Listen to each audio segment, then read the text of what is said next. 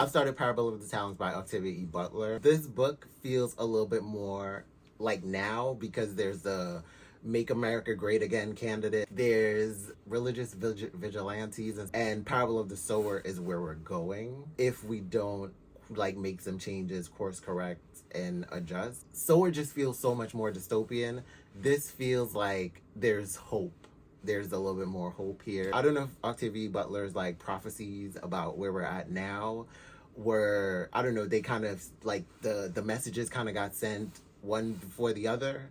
So that's why like this becomes the second book when this could have been the first. But or at least some of the climate in this book could have been the first, and then like just kind of in order of how we're living. A lot of stuff is happening in here. It's giving Christian evangelicals up in here, but like murderous ones, which is funny because that reminds me of a Matt Ruff book, because these like Christian vigilantes in this book are like extremists, like terrorists. They're like running up in people's houses and murdering people. So it's reminding me of this book by Matt Ruff, the author of Lovecraft Country. I forgot what the name of the book is, but the premise of the book is that Christian evangelicals fly a plane into a holy building in an Arab country, or like one of the tallest buildings, or like a very like prominent building in an Arab country, like just kind of like an alternate history, flipping the 9/11 events in that story. Now I'm really considering reading that because I am fascinated about alternate history type kinds of stories. I want to read Lion's Blood, Noughts and Crosses, and Blonde Roots, which are all stories where it's kind of like these, I guess, alternate histories or kind of like alternate universes, kind of like flipping the black people are in power and white people are oppressed kind of thing. I would say for Lion's Blood, it is definitely black people in power and white people are oppressed. And I think that's the same thing with Noughts and Crosses as well, but it's also forbidden love kind of thing. And then I'm not sure about Blonde Roots, but it's pretty much black people are the ones like going out to enslave white people in their country. I'm kind of fascinated to read those, so I would also kind of like to read that Matt Ruff book about that alternate history of 9/11. That would be interesting. I'm gonna go ahead and continue to read this. I've been slow reading Parable of the Talents. I am 72 pages in. Because of the last book, coming into this one, everything I find out is just very harsh and dark. Like the child sex slavery. The fact that like little girls are getting sold into that, like, it's making me think of like right now where there are these pastors and these, I don't know, these prominent men in communities, predominantly white communities, that are being caught sexually assaulting children, sexually assaulting minors, that are held with like child pornography in their possession, and they are going to jail for that. And then on top of that, there's also Epstein files that people want released and to be seen and to be out in public. And that is associated with like a lot of pedophilia, because I watched the Jeffrey Epstein documentary series and the Ghislaine Maxwell. I watched them both. It's pretty much that. It's got me in my conspiracy theory bag that like everything that's going on right now, especially with the Project 2025 and all that stuff, it's just like, okay, we're gonna hold off on these Epstein files until like we pass all the things that we need to pass through, until we could get to the place where we can get away with all this stuff. Like basically, the Epstein files won't matter. Like it could be like, oh yeah, we find out like all these people were on it, and it's like it doesn't matter because all this stuff is legal now. I don't know. I'm sorry. That's my conspiracy bag. That's what I was thinking. Talking about Netflix documentaries, reading about Acorn and about the Earthseed belief. I just finished watching Wild Wild Country, the documentary about the Rajneeshi movement, or people. And as much as I watched it, I forgot exactly what they are because I keep wanting to call them a cult, or I keep calling them a cult, or thinking they're a cult. I mean, they're kind of a cult, but at the end of the day, they are people with a belief system, and they were doing some good. I mean, some of it was a little shoddy and a little, I wouldn't say shoddy. Some of it was a little shifty and shady and messy. They still did a lot of great things, I will say. I mean, I don't fully agree with everything that they did, but they did a lot of good. And Sheila was my girl. I ain't gonna lie, I love her down with her tough titty. And she's like, tough titty. My girl was on top of her shit. My girl looked fab. Her like little shortcut, and she had the little hat, the little pillbox hat. outfits was, I'm that girl. I'm a sophisticated lady. Don't play with me.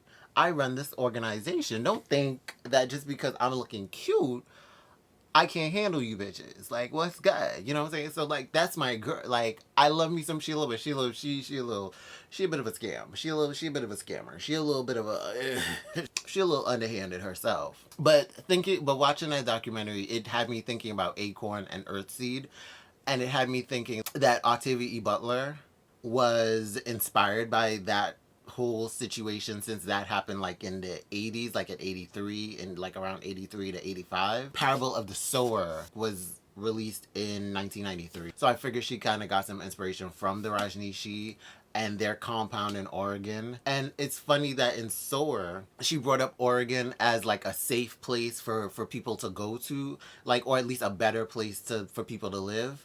And that is exactly where the Rajneeshi were set up. So I don't know, it's just that alignment. It's funny that I decided to pick up that documentary and watch it. And I'm reading Parable of the Sower and Parable of the Talents at the same time. I'm gonna go ahead and get deeper into this book, and I'll be back with some more thoughts. I'm in the year 2033 in this book, and the hope that I felt starting the book has kind of dissipated a little bit. It's gotten a little traumatic. It's some very intense scenes that have happened. It has also had me thinking about community and community in our times like this, and how important community is to connect with other people and build community and share resources, share your knowledge, pool resources and help each other, build a lot of camaraderie, as cheesy as that sounds. But also in this book, it talks a lot about trust and trusting people, but also being smart with your trust. How I grew up, I've been a very trusting person. I feel like this time period that we are living in now, if you used to trust easier before, you have to be very, very mindful of how you are expending your trust to other people, to what you know, to what you hear, to what you think. I'm somebody who was just like, I give you the benefit of the doubt. But reading this book, it makes me like, yeah, there's no real benefit of the doubt. Like, baby, the sword's got to be up, holding you back 50 feet, you know, shields up. Like, bitch, state your case, explain yourself. You gonna need to prove yourself and earn my trust. And in turn, I would have to do the same thing for other people and understand that my trust needs to be earned as much as other people's trust has to be earned with me. And I also cannot take the fact that somebody does not trust me immediately as a personal attack, because at the end of the day, baby, if you don't know me like that, you don't know me like that, and I gotta understand, all right? So much in this book is definitely aligned with where we're at right now, but it's worse than where we're at right now. Like the fact that Alaska is becoming its own country, and the Canadian dollar is worth more than apparently the US dollar is in this book. It almost makes me wonder, like, what does the East Coast look like? Is that cut off from the West Coast? And I wonder if that was something that Octavia E. Butler would have explored in the third book. But then I'm also curious about what the rest of the world in this book, like, what does Europe, what does Africa, what does Asia, how are they seeing the United States or the not United States? Also makes me think, like, are they going through destruction and disaster and falling apart too in this book? Regardless, I am enjoying the book, even though it is very intense to read. Some of these parts I was reading and I was just like, my eyes were popping open, my face was like screwed up, like I could feel my face, I could feel my eyes popping open, like, oh my gosh, this is a lot, what's going on over here? I would like to see how it ends, and possibly come up with my own theories for what would happen in the third book, or happen at the ending of this book, like beyond the ending of this book. This book is pissing me off. It is pissing me off because so much of what I'm reading right now is happening in real life right now, and it's irritating me. I recently learned that in Utah, they are building, I don't know, like detention camps for homeless people. They're building it in Utah amongst, I don't know, are Mormons Christians? I feel like they're kind of a version of Christians. Either way, it's amongst Christians, and Christian people are doing the work in here. The Christians believe that they are, because I mean, I'm Christian too, but it's like, these are like fundamentalist Christians who believe that what they're doing is right, and that everybody needs to get on board, even if we have to force you. You gonna become a Christian, or you gonna die with us trying to get you to be a Christian. Although I haven't read Mirage by Matt Ruff, it just brings me back to the alternate world, alternate universe, alternate history of that story. The Christian fundamentalists are the terrorists in that book, and they are the ones like attacking a Muslim country. You're just as extremist as the Muslim extremists. So y'all, but you don't see it. You don't see it in yourselves. You just think, oh, we're so righteous and we're doing so good and doing like deplorable stuff. You're like raping people. You are murdering people. But you're like, you know, we're righteous. We're doing this in righteously for the Lord. And it's so funny because I just watched a video where this black man who is Christian was talking about Zohran Mamdani because Zohran Mamdani became the mayor of New York. It's so funny that I like my head keeps almost wanting to say the president of New York, which is very weird to say. It's like crazy. Like I don't know what Freudian slip that is. I don't know if that's foreshadowing for the future, but I don't know, girl. The way how things are going, I don't know. Let me shut my fucking mouth. But he was like saying, like, with him being socialist and being Muslim, and then he was like saying that like with Obama becoming the president, and then with Hillary trying to become president, all this feminism and LGBTQ stuff and all that stuff. So much of what he was talking about, it just feels like it mirrored this book. Like he was just like, feminism is the downfall, and that's something that they're talking about in this book. Women being able to like have a voice and have freedom. It's like it's a problem. And it's bringing America down. That's not really what's bringing America down, girl. It's the men who feel like they need to oppress and have to be in control and have to be over other people. Like, that's the ones who are the problem. That's the ones who are the real problem. Like, those are the ones that are bringing the country down. They're the ones who don't want to progress. They want to keep it like, I gotta oppress somebody. I gotta oppress everybody. It's pissing me off bad.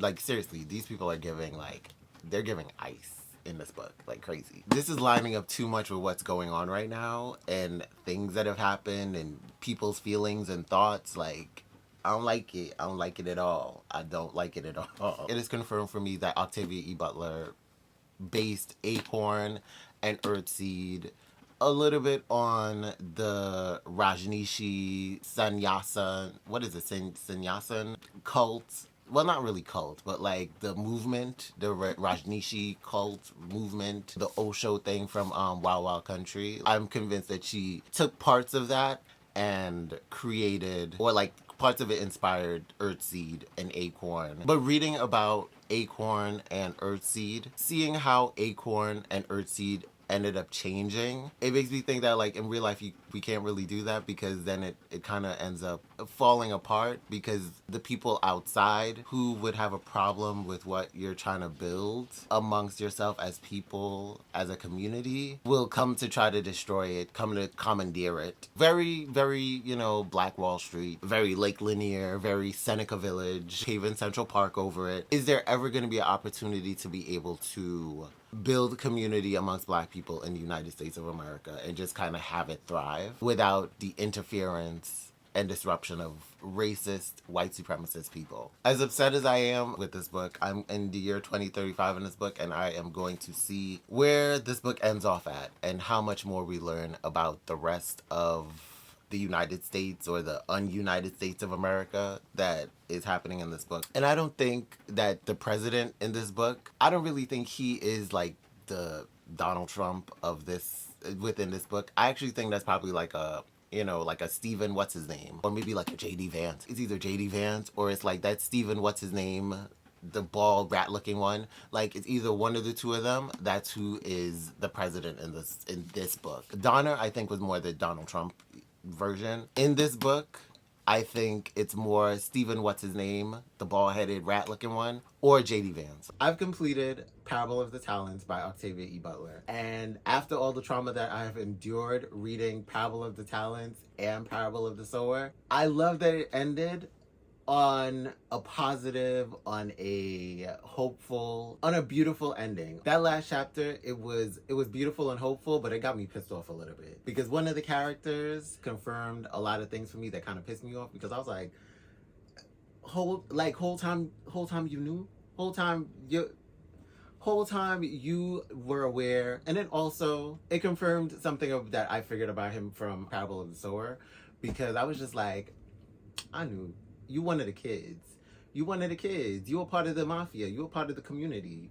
So I knew. I peeped it, but I got a little thrown off because he was talking about somebody else, and I was just like, okay, maybe he's not, and maybe, you know, maybe he's not. But then again, it also made me think, like, did the slavery change something? Did it give him a little bit of like a little bit more open-mindedness, or was he always, I don't know, girl, I don't know, but I got confirmation on some things. I got some stuff cleared up at the end, and it makes me wonder if Octavia E. Butler changed her mind at the end, coming to the end of this book, and decided, like, I don't want to do a third book, because then how this ended, it feels like a really good encapsulating end. And it makes me wonder if, like, if there was a third book, where would it go? Like, who would we be following? Would we be following Asha slash Larkin, or would it just be like a whole different deviation to another character? I don't know, but I enjoyed this so much. I enjoyed the ending. I thought it was such a beautiful ending after all of the trauma of this experience.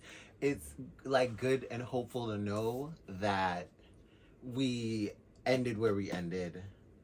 After all the people that died, all the people that your life got shuffled around, it's kind of sad what happened to some of the characters. Not just death, but just the disconnection from family. It was sad that it couldn't come together, but the reality is, in a world like this, yeah, you might not be able to reconnect in the way that you wanted to before. And it also gives hope for, like, our now, like, our time period, because this mirrors so much of what is happening at this very moment in time. It feels hopeful that we'll come out on the other side a different world, but an even better world. And that's the thing.